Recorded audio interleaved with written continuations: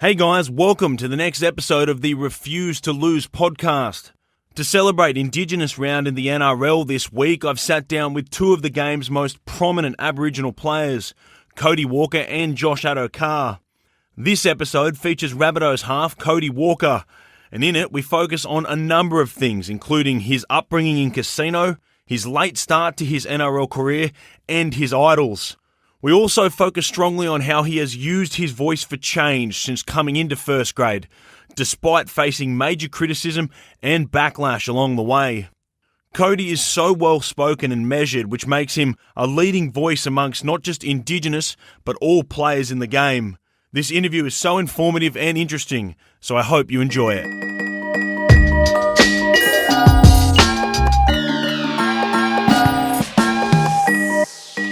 Oh, Cody Walker, Indigenous Round, man. It's such an important round for Indigenous men like yourself. But, rugby league as a whole for Indigenous people is such an important game. If you give us an insight into your life coming up as an Indigenous man and playing the game of rugby league. Yeah, I think first and foremost, mate, it's probably what we're born with. I've got three older brothers. Grew up in a little Aboriginal community called Casino. Fair percentage of Aboriginal people live in the town, and a lot of cousins, family members. On the weekends, that's probably all we done was whenever we were walking around the streets, it was playing footy, having a footy in our hands, and going to the pool. It was always playing some sort of footy, whether we was using a Coke bottle or whatever it may have been. We were always drawn back to that footy game. So it's really important in Aboriginal communities, the game of rugby league. I think once a year, the October long weekend, it's our modern day Quabbery. Get over 50,000, even more, to a carnival called the Aboriginal Knockout, where you pretty much enter a team in with your family. It's a great opportunity for different players from different backgrounds to really go back and play for their community, play with their brothers. I've got three older brothers, as I just said, but I go back there, play with my three older brothers, and it's our modern day Quabbery where Aboriginal people don't really. It's not really often they get together for any happy moments or any happy type of where all the family's together. It's usually for funerals and sad, moments throughout their life, and this is a great opportunity for Aboriginal people to get together, see a lot of people they haven't seen for a number of years, or and play the game we love. It's so prominent in Aboriginal communities. If you go across different communities across New South Wales, I guarantee you there'll be a footy played. On the weekends, after school, they'll always have a footy in their hands, and it's awesome. Now, you mentioned all the other communities, like your adopted community, that now Redfern, where your partner grew up. It's the same there, isn't it? It's just rugby league kind of central, and that's what brings the whole place together. Yeah, 100%, mate. It's we train at Redfern Oval, but after every game or after every training session, regardless of the day, I guarantee you there'll be 50 kids, 20, 30 kids or whatever it may be out there playing footy, and I guarantee you there'll be a percentage of Aboriginal kids there. And if I could take you back to my household at home, is whenever my kids get an opportunity to play footy in the house through this period, through the COVID period, guarantee you they'll get the footy out and they'll have a crack. 8 o'clock last night when I told them to calm down, it's ready for bed. They were scheming up, ready to play a little game of footy. So yeah, it's great to see, because you take yourself back to when you were a kid, that footy was so important in my life and my family's life that that's all we wanted to do was just play footy, watch footy on TV, go out and recreate some moves that a lot of Aboriginal players done back then that we idolised, and it's awesome, mate. It's an escape too for a lot of kids, isn't it? Yeah, for sure. It's a place or a game where we can forget everything on the outside and really have a smile on our face, play footy, play something we love, and you just forget about everything when you got that footy in your hands and you're with, the people you love. Usually it's with your brothers, your cousins that are essentially your brothers, or even your sisters that are, your cousins, your sisters, that they jump in and have a crack. And it's a huge part of Aboriginal communities, the rugby league side of it, for sure. What about, I guess that's what you see at South Sydney as well, with the kind of bond you guys have there with a lot of the Indigenous boys kind of resonate to come back to Redfern and play for South Sydney. Is it just something about the club and the area that makes it so, I guess, have such a connection with Indigenous players? Yeah, look, it's so hard to explain that type of feeling when you get, running out in a red and green jersey. It's you go to different Aboriginal communities across Australia and they have that connection with the red and green, the bunny. You see that everywhere. We have a high percentage of Aboriginal supporters, the South Sydney Rabbitohs. So, yeah, the work South Cares does off the field in Aboriginal communities is unbelievable. We've seen so much improvement with Aboriginal kids across Sydney. The school to work program is outstanding.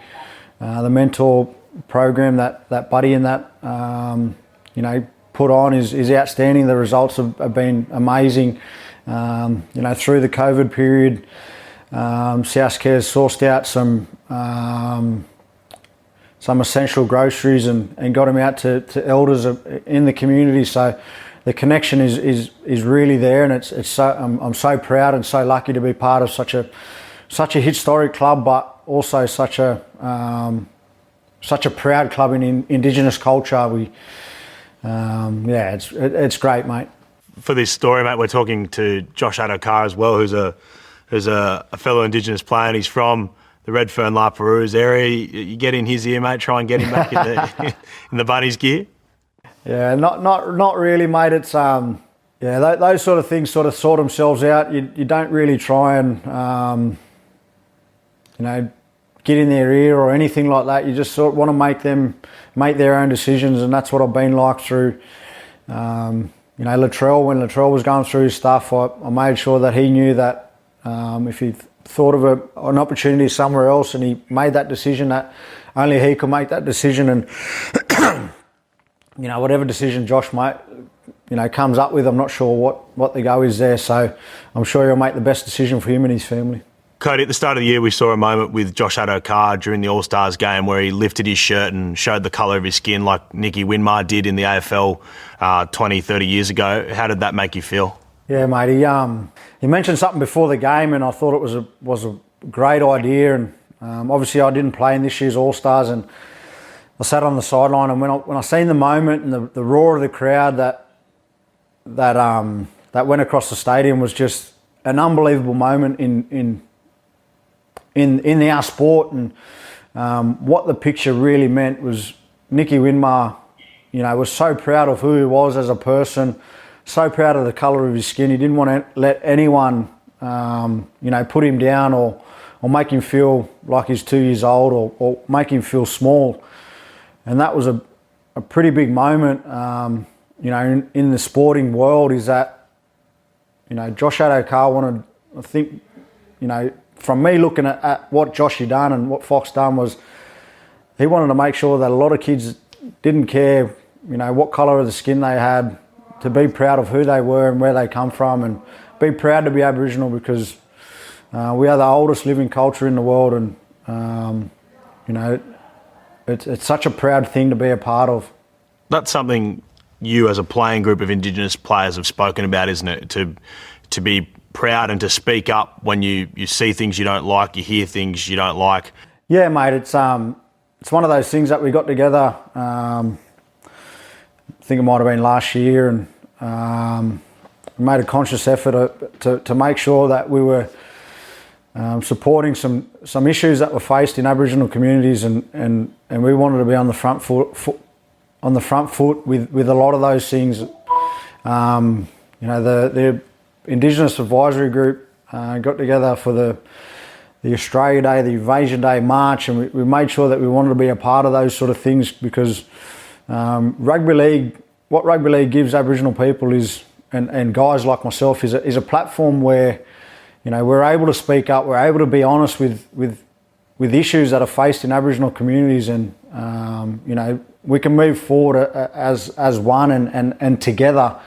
And I think that's the way forward for us as, you know, a country, is that you know, we respect what's happened in the past, but we walk hand in hand to you know, build a better future. How important has it been for you, mate? Because I know you obviously came into first grade really late, and it would have been easy for you to just put your head down and play football, especially with the circumstances, how your career got going. But you made a real effort to speak out about things you didn't like, which is, I imagine, would have been quite difficult. How did you handle that? Yeah, to be fair, it was quite easy, to be honest. You know, I've grown up with a mum and dad who's worked in the community. My dad's works at a correctional facility at the back at Tablum, and it's majority Aboriginal people in the place. So to be able to work in those sort of environments and to inspire young Indigenous people to live a better life and you know, be honest with ourselves. It is about you know, my dad and mum paved the way for me to speak up about these sort of issues and be honest and build a better future for not only myself but my young kids coming through. And that's my main goal, is to build a better future for my young kids going through and to build a better future for the young Aboriginal kids coming up that don't have the same opportunity as I did as a kid to follow my dreams and you know, play on the big screen. And a lot of Aboriginal kids don't have the opportunity to do those sort of things. So the headlines and when people talk about you and all that doesn't distract you from getting that message out, does it? No, definitely not. It's I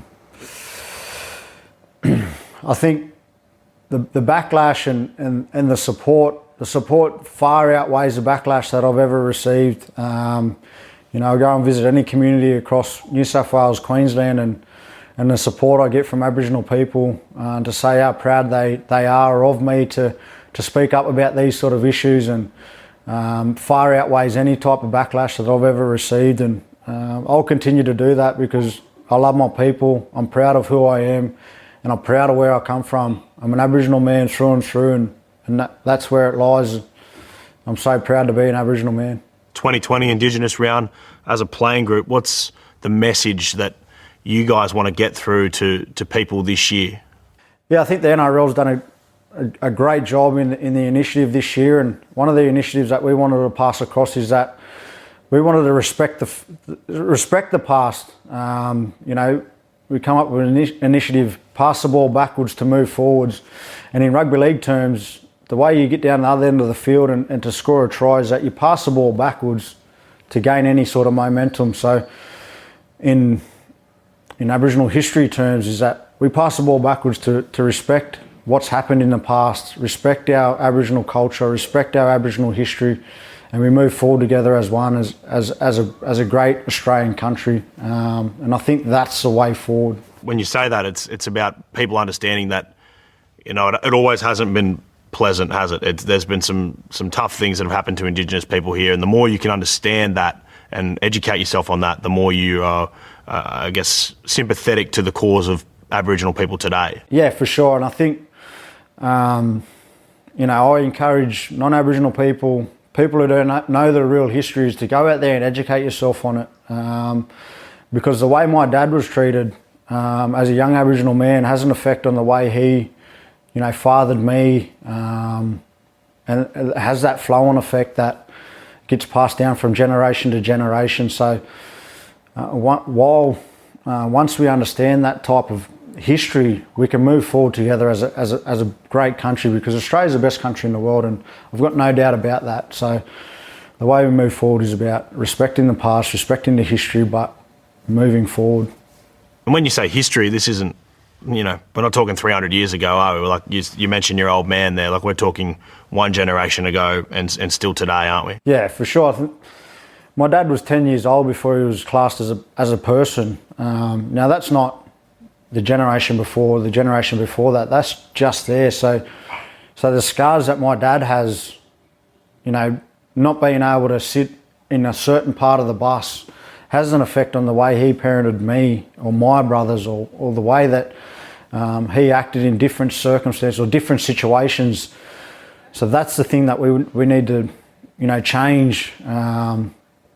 And to people to understand that, because I don't think a lot of people understand the real history of, Aboriginal history and Aboriginal culture. And you're one of the lucky ones, right? You get to change that cycle for your kids now, but it's not the case for everyone that doesn't have a rugby league career or a career that kind of changes their life like that.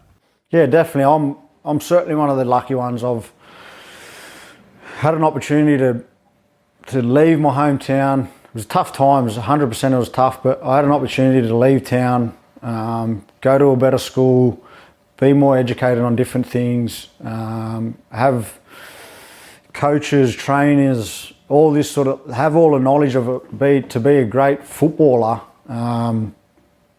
So again, I was one of the lucky ones. There's not many people that are lucky enough to have that opportunity, to have that type of life, to be able to break the cycle. So, yeah. That's the word, isn't it? It's opportunity. Like it's places that don't have great opportunity, and not everyone has that, as you said, the luck of playing first grade football. But you would see that back home still, wouldn't you? Like with cousins, friends that still don't get that. Oh, mate, the endless talent back home in Casino was just out of this world. There were 5 or 6 players that were better than me in my age group, Aboriginal kids. They were way better talent, could do things on the football field that you don't really see. But again, they didn't have the opportunity to go away, to move away, to be able to get the resources that was needed to go to the next level. They weren't so lucky. So again, half of them sort of took the wrong path in life, and that's the reality of where we're going. You see that at the knockout, don't you? You see guys that are, they might be not first graders, they're in their 30s and they still carving, they still, can show up some of you first graders sometimes, hey? Yeah, for sure, mate. You see that every year at the knockout, and that's one of the beauties of playing in the knockout, is that you unearth some really, really talented young kids, and then you get to see some legends of the game that are still playing in their 40s or late 30s and all these sort of age groups, but they're out there having a crack because of one thing. They're playing for their family, they're playing for their people, they're playing for their culture. Speaking of Indigenous players, and there's so many great ones in the NRL these days, and a lot of people like to, debate who's the quickest, who's the fastest. It's probably not yourself, but who do you think it is? I think the Fox has got it. I think a bit of a smoky is Alex Johnston, to be fair. A lot of people don't understand how quick he really is. But I do think the Fox has got it. He's one of the great characters, the Fox, isn't he? Like, he's just a showman in every sense of the word. Oh, mate, he's awesome to have in a squad type of environment. Through the All-Stars, his energy, his willingness to help other people and to get to know other people from different walks of life than him. And it's easy in those sort of environments just to go to somewhere where you're comfortable, but he goes out of that all the time and just creates this different energy. If you have a look at our bus rides, they're full of laughter because one of Josh's greatest strengths is his laugh, and he just lightens the mood straight away. Funny character, and he's awesome to have in an environment like All-Stars, in a squad where his energy is just infectious. If you could play with one Indigenous player throughout history, and there's been some brilliant ones, who would you like to line up against or with? Oh, it'd have to be Preston Campbell, mate. He's been my idol since was a young kid. Watched him play at the Cronulla Sharks. Won the Dally medal there. Followed him across to Penrith, where he won the premiership at Penrith, and then, you know, when he moved home to the Gold Coast, it was only 2 hours away. So it was a pretty local side at the time. So I followed him up there, and that was who I went for majority of my life, was a guy that was 70 kilos ring and wet, but the heart and the might that he's shown was really admirable. And it's something I really admired, that he didn't care how big he was. He didn't care who he ran at, but he just had so much heart and so much fight that I really admired that. Not just admiring what he did on the field, what he did off the field as well. I imagine you follow his footsteps there as well, and his passion for improving the lives of Indigenous people in Australia. Yeah, 100%. That was why I... why I admired him so much. But when I met him and heard the stories about him off the field was something that I admired even more. He paved the way for, you know, to be.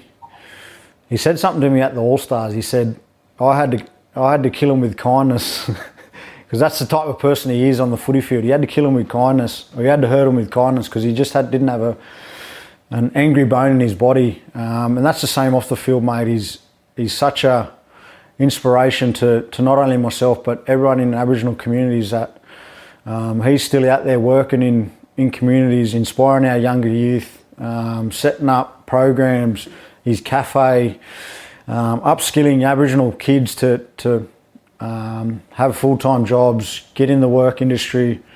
So yeah, he's an awesome person on and off the field, and he's shown that the way that he's gone into his off-field moments his off-field career at the moment. I actually have a special connection with Preston. Like, one of the programs that he set up in the Titans actually helped me get a cadetship there and helped me get the job I have now. And so it just shows the power, I guess, that rugby league players can really make change, and not just in rugby league, but like it can give some young kid a career and really change his life. And that's, I guess, what Preston was best at and is still doing now. Yeah, 100%, mate.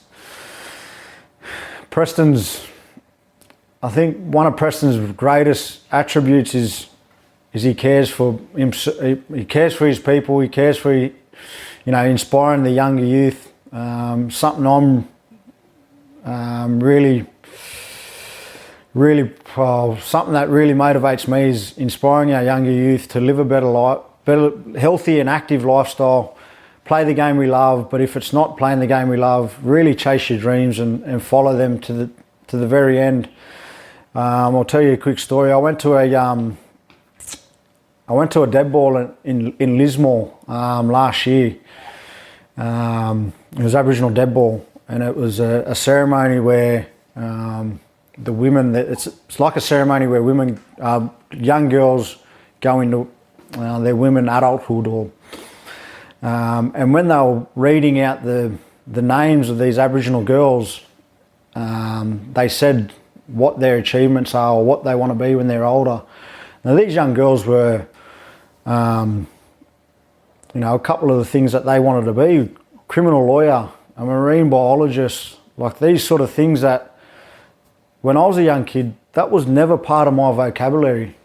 Never. I didn't even think about going to uni. So these young Aboriginal kids have got this great dream that they want to be something. So it's up to people like myself to provide that pathway for our young kids to dream big and then to follow that dream.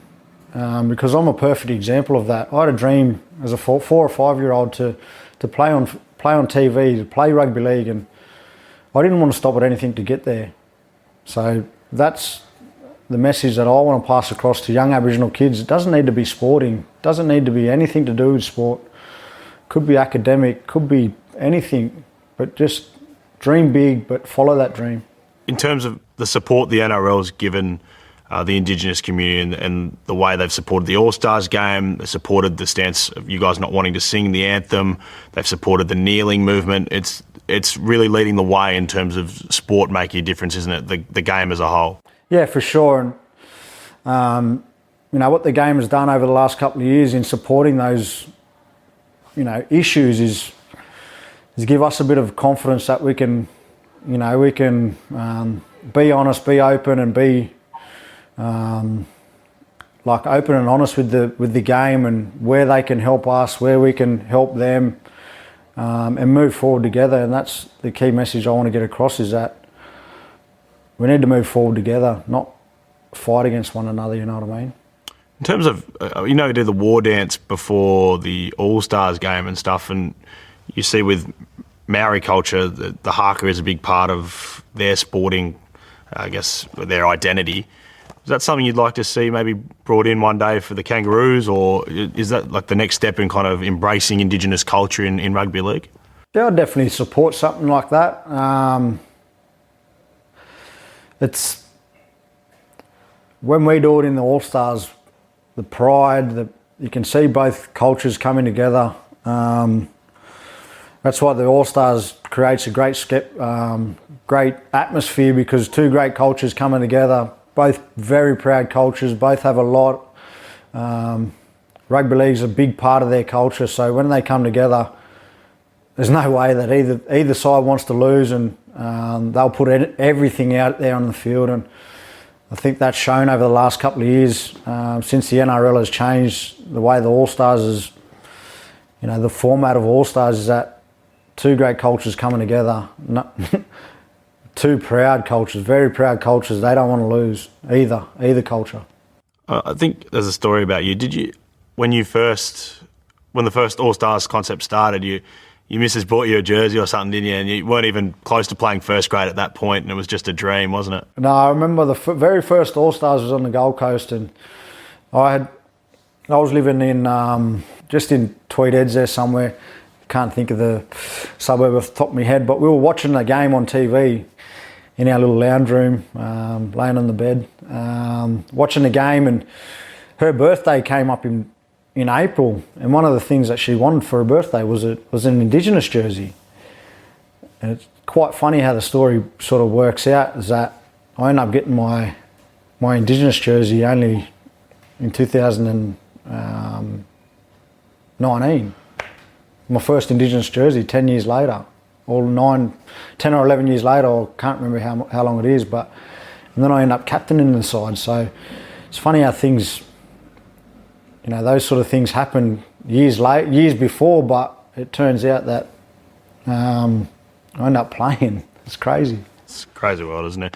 Man, just finish off by I guess, when people are watching Indigenous Round this year and they're watching the great plays of the Indigenous players that are in the NRL, I guess the message from you is to also think about the bigger picture of, not just the culture of these guys, but these guys they're the face of Indigenous Australia, but there's a lot more that everyone can be doing together, just outside of rugby league, to be making it a better country for Indigenous people, isn't it?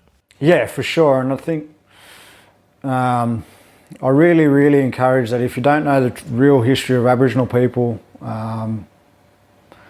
do your research, educate yourself on it, sit down with a local elder, ask questions, be open-minded to it, because once you peel everything back, Aboriginal culture is built on love, respect, and unity. Are we making progress? Do we think times are changing? Yeah, I do think so. But again, we've still got a long way to go, I think. The positive is we are making change. That's the positive. Thanks for listening, guys. We've got plenty more episodes coming your way very soon. Don't forget to follow the Refuse to Lose podcast on Facebook, Instagram, and Twitter. We look forward to talking to you again soon.